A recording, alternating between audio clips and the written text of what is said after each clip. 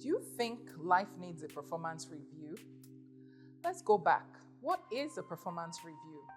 For those of us that work in a 9 to 5 or in a corporate setting, I'm sure we've heard this saying before. Performance review, performance review, performance review. What is all that about? Today, we're going to be looking at why life needs a performance review. So from a corporate perspective, an office or career or job perspective, why do we give our employees performance reviews? Why do we have performance reviews? Because the growth of the organization is dependent on its talent, right? Our talent is the employees of the organization. That's what we call talent. And the growth of the organization is basically in their hands. How do we grow if we're not reviewing our performance? Because now I've been told to go and bring 10 new clients into the organization, and for the whole year, I brought in maybe 2. So how are we supposed to grow if 10 new clients coming into the organization is what is supposed to take our organization to the next level? If you are not reviewing my performance periodically, then I can just be faffing, as it is called, right? I will be chilling, I won't be doing my work, or I won't be taking it seriously. That is why it is very important to put performance reviews in place, which are tied to our key performance indicators, our KPIs. Do we think we need this kind of strategy for real life?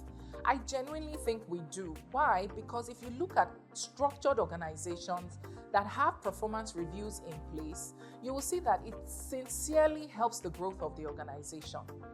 Now, you look at your performance review as what?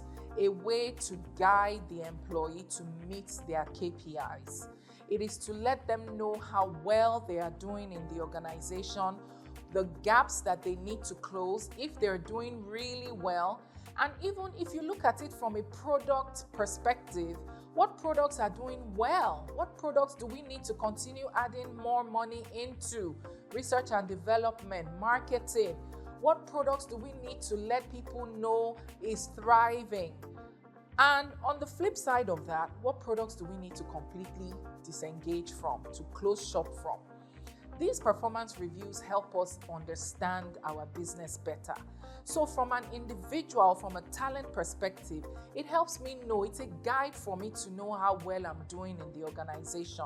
It's a guide to let me know if I'm literally on my way out, or if I'm doing well and I'm being given a thumbs up to continue to push, to continue to strive to do more. In real life, we need performance reviews because the reality is that one of the things or skill sets you need to sustain and achieve your KPIs in the presence of that performance review that is going to happen is discipline. Everybody needs discipline. So if I'm going to meet my targets before that performance review happens, I better be disciplined. I better be consistent. These are real life skills that we put into our careers that help us help organizations make profit, help us help organizations grow, help us help organizations expand, even globally. So if we're helping the organizations achieve these things, why aren't we putting those skills into our real and personal lives?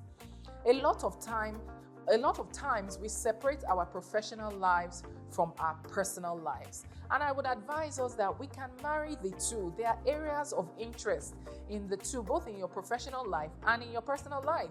For example, discipline. In your personal life, you need discipline. So the other day we were talking about having good health, because health, as we know, is wealth. If you're not disciplined, you're not going to get up and go and exercise in the morning or in the evening. If you're not disciplined, you're not going to cut out sugar from your diet. If you're not disciplined, you're not going to understand that when the brain is telling the stomach that it is full, it means it is full and it's time to stop. That is what discipline will help us achieve.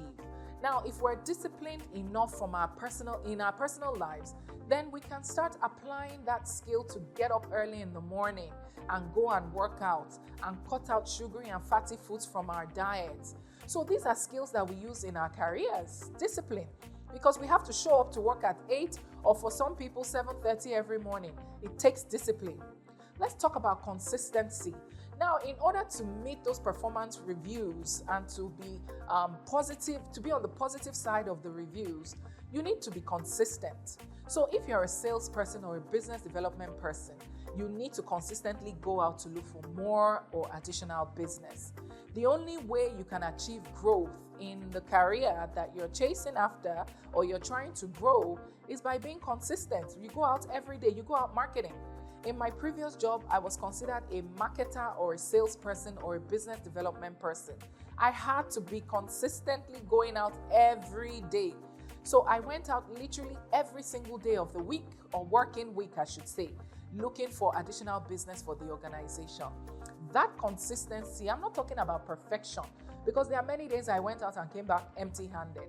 So it's not about perfection, no. It's about being consistent, because with being consistent, we are looking towards achieving perfection, or at least being close to perfection. So if we're to apply that in our personal lives, what does consistency look like? Being consistent in our personal life is a very good skill that we can take from our careers into our personal life, because when we're consistent, we know that we're going to do the certain things we set out to do on a daily basis. I use working out or exercising, living a healthy life as an example. Now, if you like sugar, some people will call themselves, I'm a sweet tooth. I like to eat sugar. I like candy, ice cream. That's great. But consistency will help you reduce that sugar by maybe one day in a week. So you've said that I like sugar, I love sugar, I'm a sugar junkie, but because I'm watchful or mindful of my health, I would eat sugar only 3 times a week. It doesn't matter what day of the week it is. What is important is that you consistently eat sugar only 3 times a week. Once that habit is formed, I'm told it takes about 21 days of doing something consistently to form a habit. So in 3 weeks, that habit is already formed. You will consistently be eating sugary things or sweet things or junk food 3 times a week. Before you know it, you've reduced that to maybe 1 time a week, and maybe even cut out sugar completely.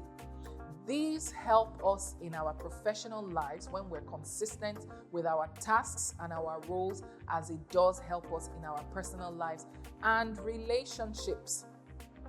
Like we always say, your network is your net worth.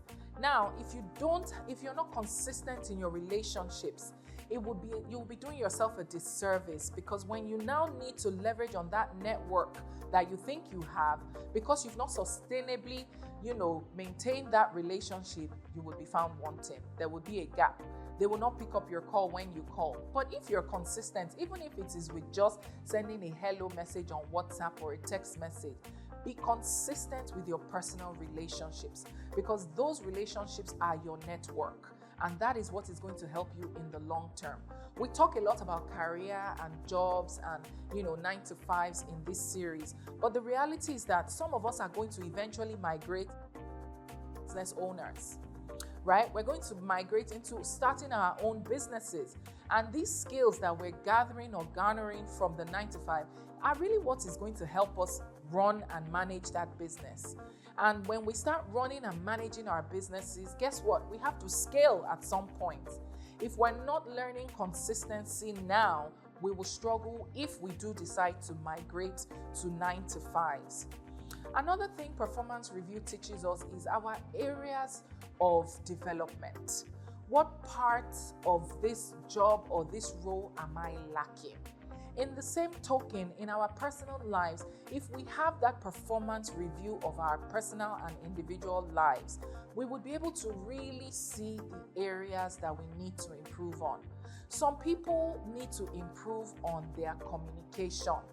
They just don't know how to communicate. But if you don't review yourself, you will think you're an excellent communicator just because it's not been told to you by anyone, or it's not even been spotted in your job or your 9-to-5. Communication is key, and effective communication is lacking in a lot of people. Now, we teach people in capacity building that communication is not for who is speaking. So as I'm speaking to you guys now, I'm not communicating for myself, I'm communicating for you, the audience. So if the audience is not able to understand what I'm saying, am I really communicating? So again, having a personal performance review would teach us some of the gaps that we have in our individual lives. I've used communication as an example, but there's so many others. For example, that is what will help you identify that you're actually very impatient or that you are rude. or that, you're not as smart in this area as you thought you are. So that personal performance review is really what is going to set us apart from the next person who isn't having a personal performance review. Another thing with a career or professional performance review that happens is that it is done from one person to another. So you would do your own personal review first, you assess yourself first, and then your line manager comes and you guys have a conversation about it, things you agree on, things you disagree on, and so on and so forth. Your personal review should involve another person. If you're married, in a relationship or what have you, you can have your partner review your performance, your personal performance, so to speak.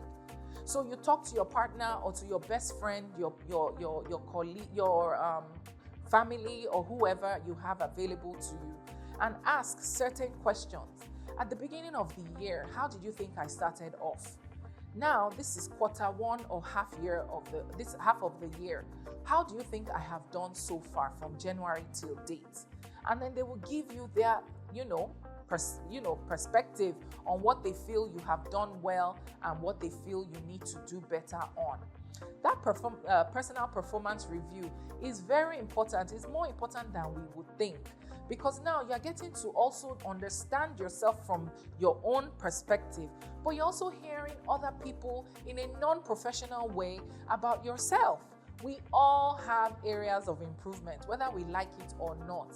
There is always room for growth and improvement. So when you're hearing it from a loved one, from someone that you know will not benefit anything from telling you the truth, from not telling you the truth, then you take it seriously. You understand that, okay, this person is actually telling me facts, especially when they attach facts and figures to what the feedback they're giving you. Then you take it seriously. Bukola, I think you need to work on your communication. And the reason why we're telling you this is that a lot of times you just send us messages and you don't follow up. You don't get to ask us if we've understood the message. You don't even care to know that we've thoroughly understood and even acted upon the message you've given. That is constructive feedback for me. Now, I will go back to my drawing board and say, okay, how can I communicate better? If 3 people have told me that my communication skills is lacking or is poor, then they might be onto something. I need to take this very seriously. If I'm not doing a personal performance review on myself, I will just be moving, thinking that I'm doing great, thinking that everything is working well with me. However, that performance review from a personal side would show me the things that I need to work on. Now, in a professional or career performance review, when we've identified the gaps and we've seen that, okay, these are the areas of improvement, we usually go on what is called performance improvement plan. So that is where it's called PIP. That is where your line manager and yourself will draw up a calendar month by month of how you plan to close those gaps that have been identified. In the same token, we can apply that to our personal performance review as well. Once we've identified our areas of improvement, we on our own can draw up what is called a performance improvement plan for ourselves. Trust me, these things will help you in your marriages, your relationships, parenting, friendships. It would help you, generally speaking, in your life. That performance improvement plan in a career perspective or a professional perspective is usually reviewed monthly. So in the same token, you should review yours monthly as well. It helps you become accountable. Find an accountability partner, regardless of who you feel that person is.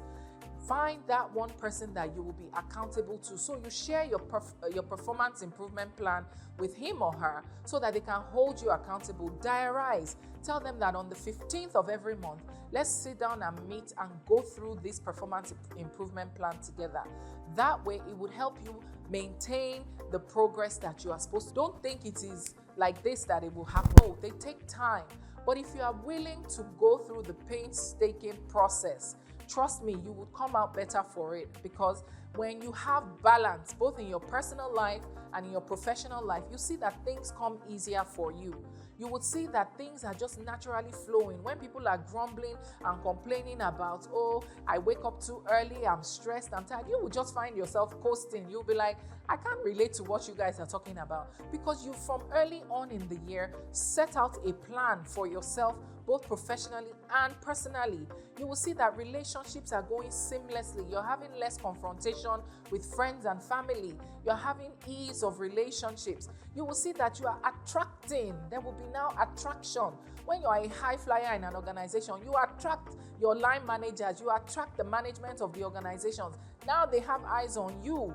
You understand? So when you are doing well from a personal perspective as well, it's the same way it happens. You are now attracting people. People are like, that girl, she stands out. She's an excellent communicator. She has good time management skills. She's very interpersonal in her relationships. You start to develop all these skills and you start to attract the right type of people that will help your network. Because this network, we're going to leverage it at some point too. Like I said, not all of us will stay in a 9-to-5 forever. Some of us will migrate to businesses, and we will need this network that we are slowly but gradually developing now.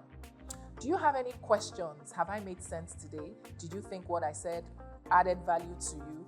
Then please feel free to drop comments below, subscribe to our channel, and please spread the word, because we're here for a long time and we hope to see you in the next episode.